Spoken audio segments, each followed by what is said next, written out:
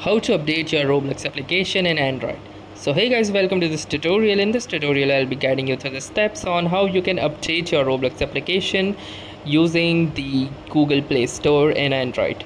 So this includes the following steps. First, open up your Google Play Store and then click on this search button at the bottom. Then at the top, simply search for Roblox.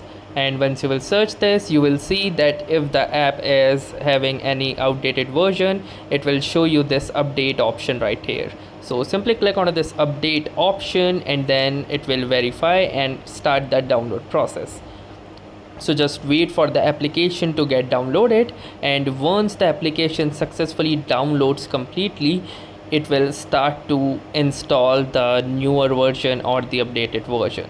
So you will see this installing right here, and once the installation finishes, you can simply click on this play button and it will open or launch your Roblox application. So that was all for this tutorial. Thanks for watching and have a nice day.